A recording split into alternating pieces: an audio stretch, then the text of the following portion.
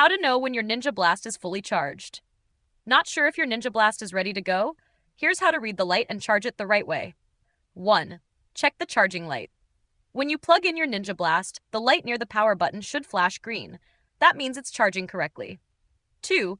Solid green means fully charged. Once the light stops flashing and turns solid green, the battery is full. At this point, you can unplug it and start blending. 3.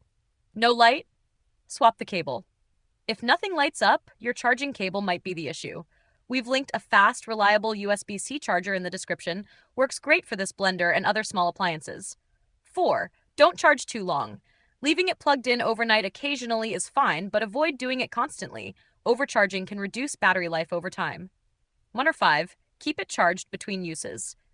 If you store your blender with a dead battery, it can slowly degrade. Top it up every few weeks if you're not using it regularly.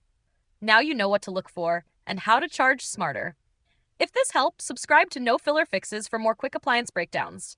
Thanks for watching, and blend easy.